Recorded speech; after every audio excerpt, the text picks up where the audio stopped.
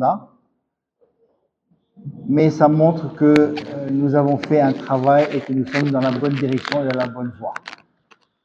Nous sommes vraiment très heureux et très fiers et nous espérons que dans les mois à venir, la grande famille de la pétanque qui était divisée face au choix que nous avions fait pour envoyer cette équipe va se ranger derrière la bannière du pays pour nous permettre tous ensemble d'aborder sereinement notre objectif suivant, qui est de conquérir et de ramener au pays le plus haut gros trophée, un trophée mondial, participer au championnat du monde de 2024 à Dijon. C'était notre objectif premier. Nous espérons aussi que nos autorités vont pouvoir nous accompagner et nous soutenir dans cette démarche, dans cette préparation-là, car nous avons su montrer en ramenant ce trophée au Sénégal que nous étions capables de représenter dignement notre pays. Je sais que les choses ne sont pas simples, je sais que le changement n'est pas simple, je sais que les innovations ne sont pas simples. Je tenais à remercier, je dirais, le comité qui m'a fait confiance et qui m'a soutenu. Et je tenais aussi à remercier ma direction technique qui a su, je dirais, fort de ce soutien de son président et du comité, prendre ses responsabilités et accepter d'engager ce que j'appelle les espoirs, ce que j'appelle la relève, ce que j'appelle le changement. Vous savez, comme dans beaucoup de sports, beaucoup de gens pensent qu'il y a des choses qui sont acquises et ont peur, je dirais, de faire certains changements. Nous avons basé nos sélections, nous avons basé nos présélections, nous avons basé nos choix basés sur des éléments, sur des statistiques, sur des évaluations qui nous ont permis de faire des choix. Très peu de gens, parce que, à part le DTN, la direction, on va dire la direction technique, le vice-président, n'étaient au courant, je dirais, de nos objectifs avoués. Notre objectif avoué, que ce soit clair pour tout le monde, ce sont les championnats du monde. Quand vous allez aux championnats du monde, vous pouvez avoir les meilleurs joueurs possibles dans votre pays. Si ces joueurs-là n'ont pas eu la chance et la possibilité d'affronter, je dirais, des adversaires autres que les adversaires qu'ils voient dans leur quotidien, si ces joueurs-là n'ont pas eu la chance, je dirais, de voyager et de découvrir autre chose, si ces joueurs-là n'ont pas eu la chance de vivre ce que j'appellerais, moi, des compétitions internationales, vivre le stress que ça peut amener, vous limitez votre champ de sélection pour affronter les championnats du monde. Ce choix-là a été fait vraiment bien calculé, bien maîtrisé. Et je n'oublierai jamais les mots du directeur technique national et de son équipe. Président, faites-nous confiance, vous aurez une très belle surprise. Donc, j'ai demandé au comité de confirmer le choix que j'avais demandé à la direction technique de faire. J'ai obtenu le soutien de mon comité. Nous avons présenté ça à la famille de la pétanque. Nous avons fait nos prières et nous sommes partis pour ramener la coupe. C'était une préparation pour les championnats du monde.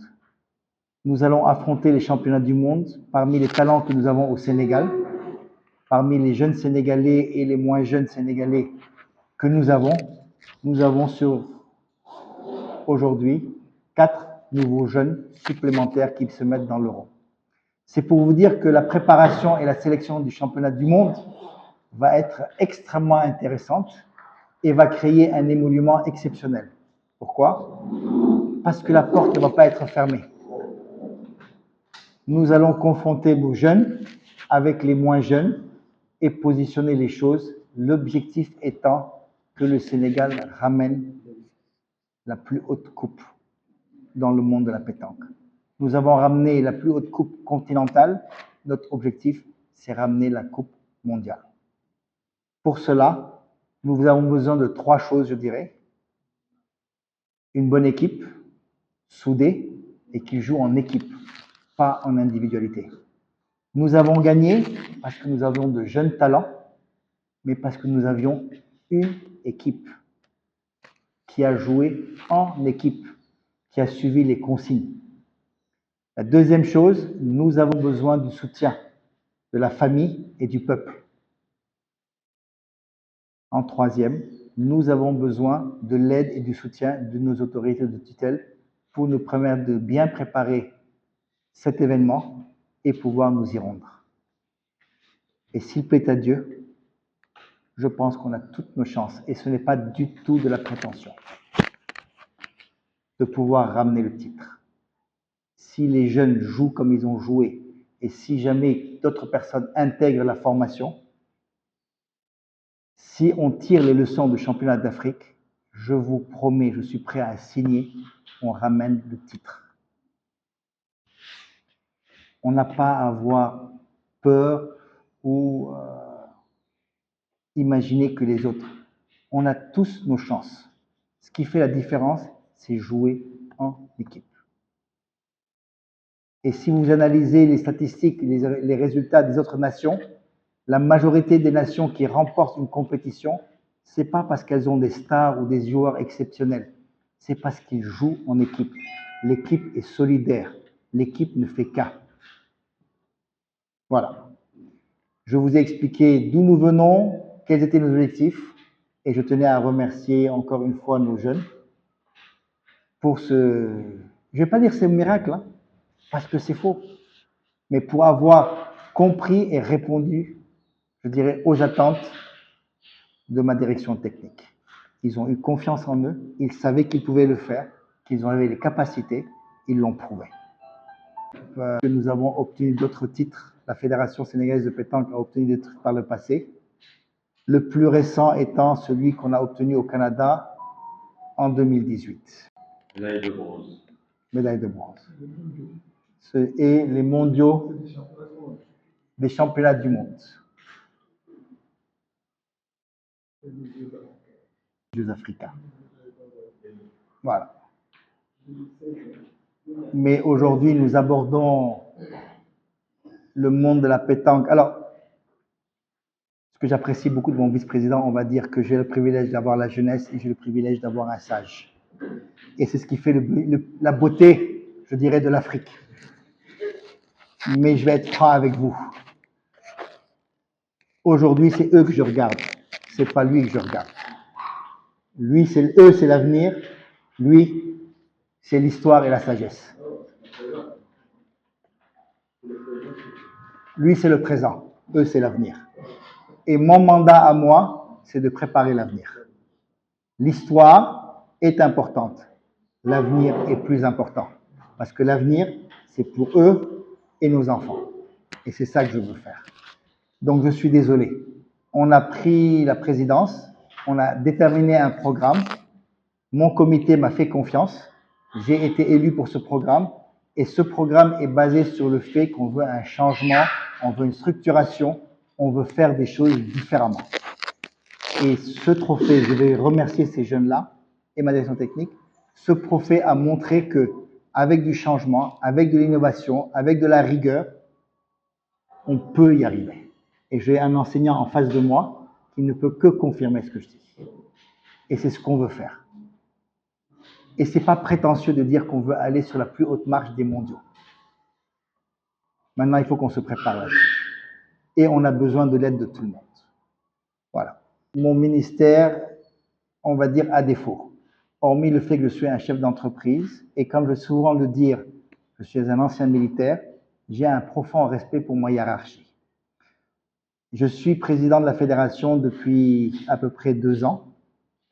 J'ai découvert que le ministère compte énormément sur les présidents de fédération, on va dire pour avancer certains fonds ou préparer certaines choses, quitte à ensuite permettre à l'État ou au ministère de venir participer et rembourser. C'est une chose à laquelle je n'étais pas nécessairement préparé.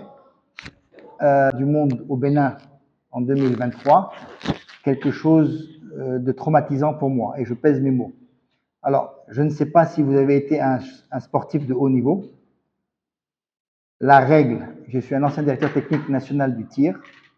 La règle dans le sport, quand vous sortez de votre environnement, vous perdez en moyenne, en fonction de la préparation que vous avez, entre 10 et 40% de vos moyens.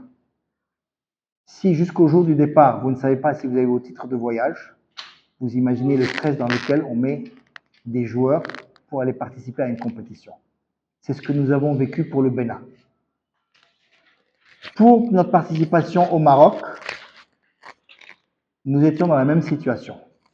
L'initiative, je dirais, du directeur technique a été de dire nous allons demander au président et, je dirais, à des personnes de bonne volonté de nous accompagner et de nous soutenir en attendant.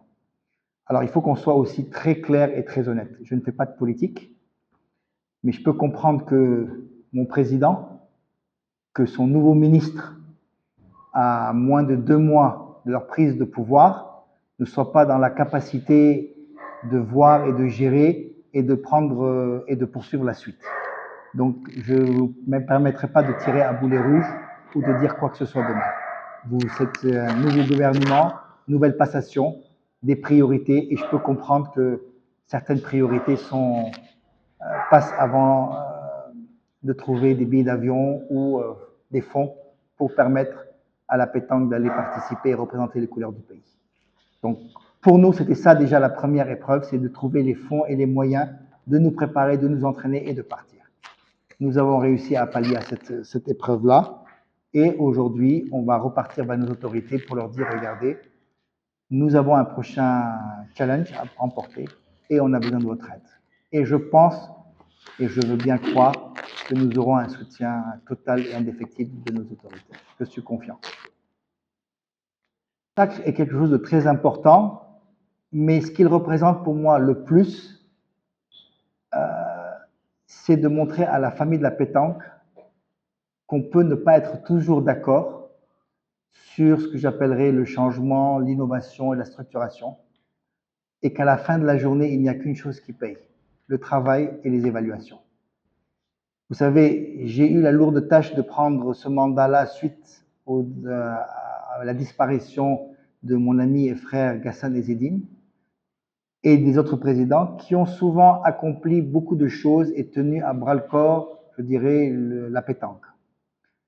Ce que nous avons fait, et nous avons fait différemment des autres, c'est que nous avons voulu nous adapter au monde d'aujourd'hui, à savoir d'introduire des outils de performance, d'évaluation qui correspondent à des outils modernes. Ne plus se baser sur, je dirais, des acquis ou des expériences.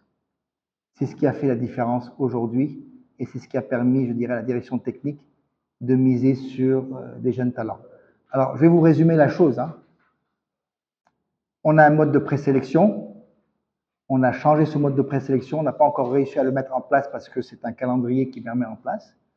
Nous avons respecté les anciennes habitudes, mais le changement que nous avons apporté, c'est que nous avons sélectionné un groupe de sages qui a présenté à la direction technique une liste de joueurs. La direction technique avait identifié ce que j'appellerais des espoirs pour nous.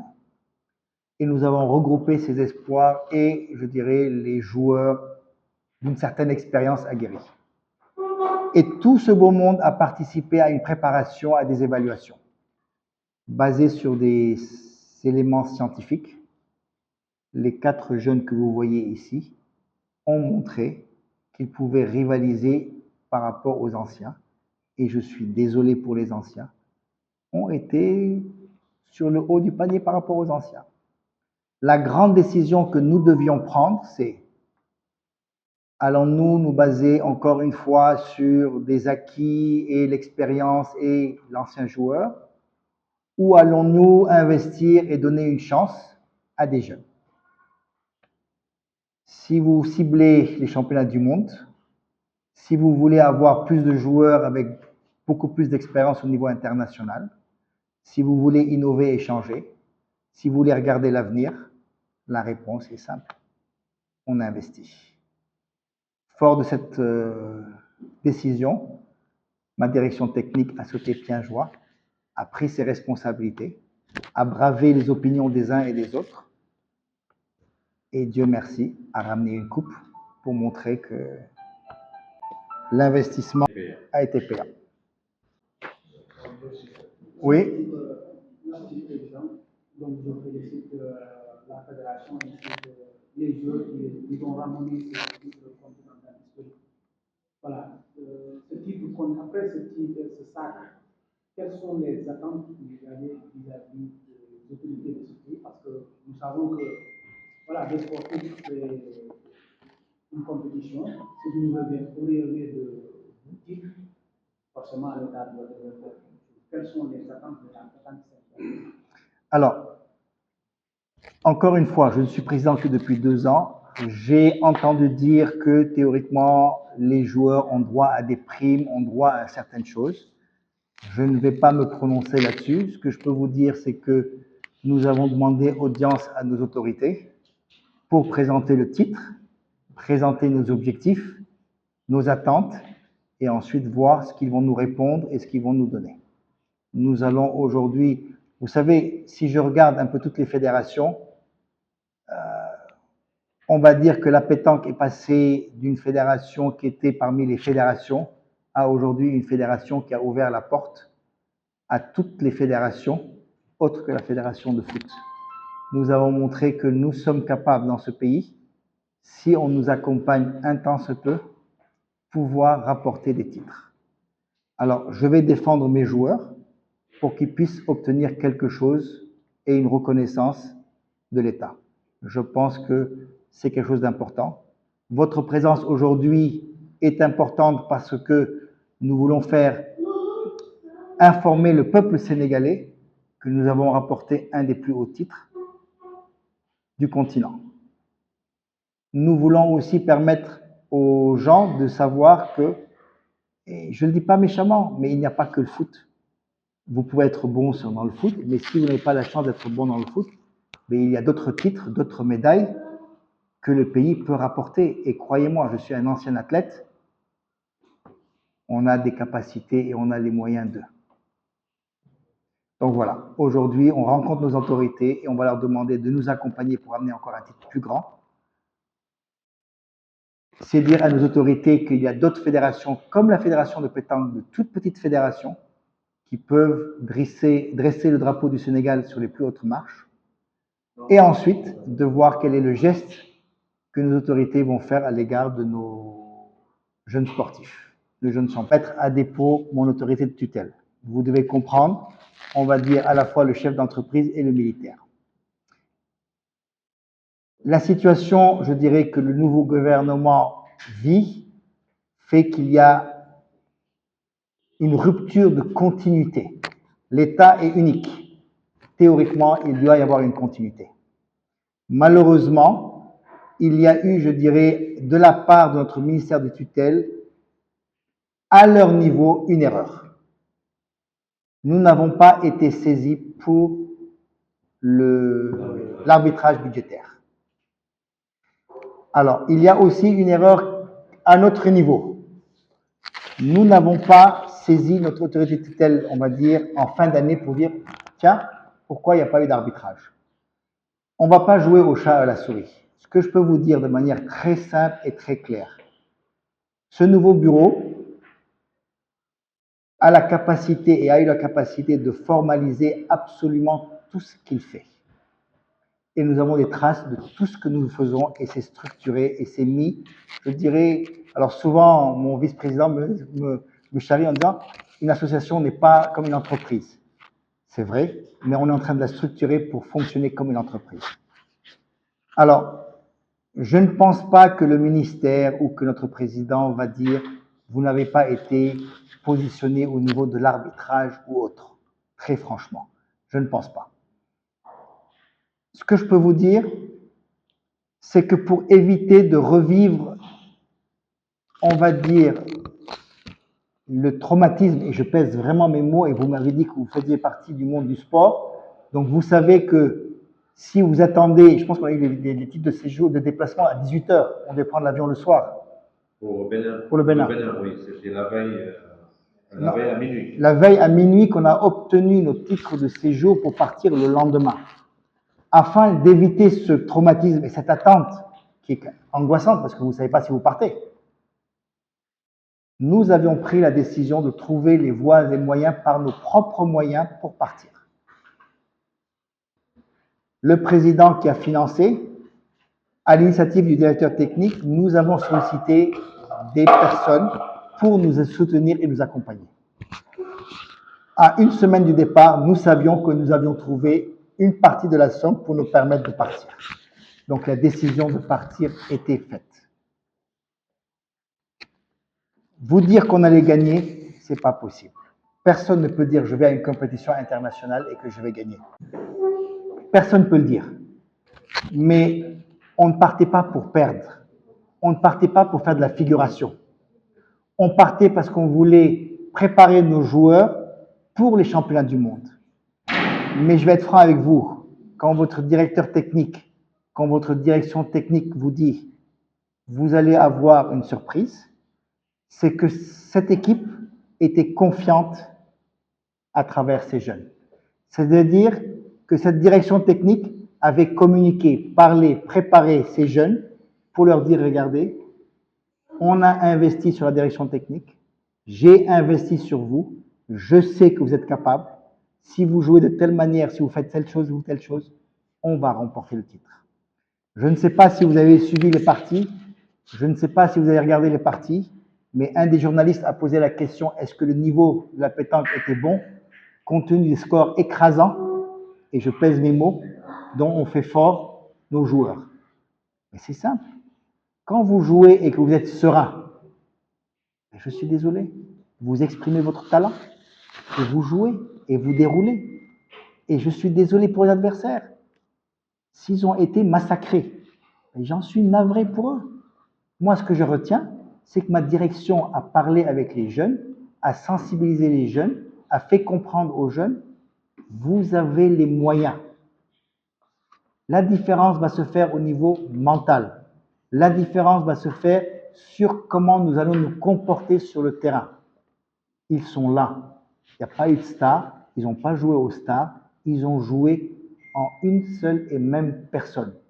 Ils se sont soutenus et ils ont compris. En jouant comme ça, ils vont faire la différence. Et vous regardez les parties, il y a des joueurs qui ont jeté quelques boules, ils ont été soutenus par leurs camarades.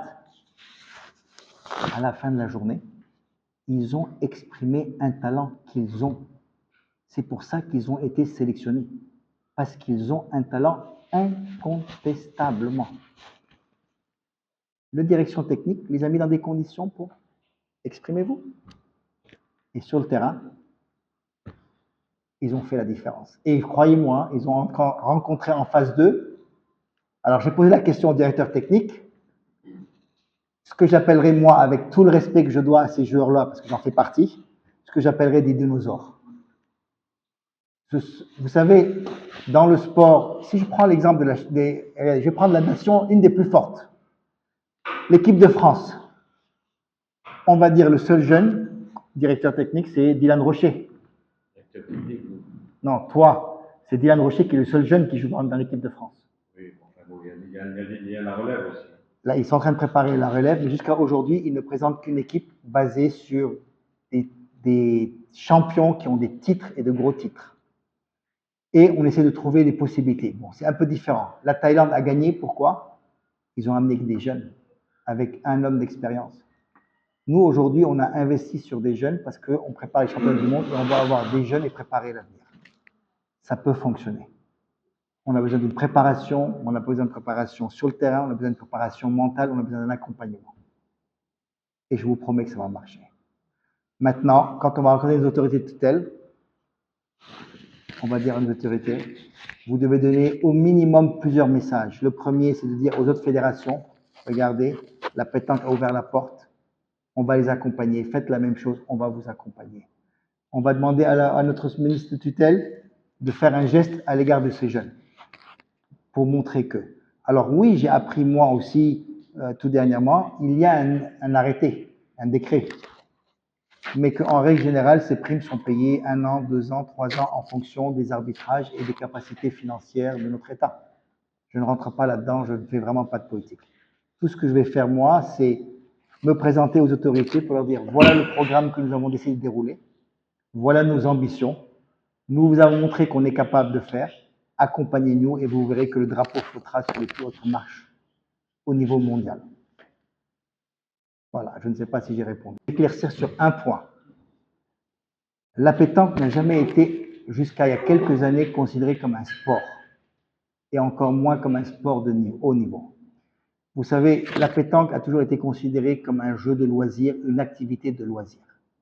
Depuis quelques années, tous les sports, ça commence par du loisir pour ensuite se professionnaliser et devenir un sport de haut niveau.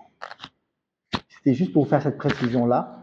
Aujourd'hui, quand vous parlez de sport, on a parlé des hommes, on a réussi à prendre les hommes, on devait prendre les femmes. Malheureusement, nos moyens ne nous ont pas permis de prendre les femmes. D'accord? Mais aujourd'hui, la pétanque se positionne comme étant un sport de haut niveau.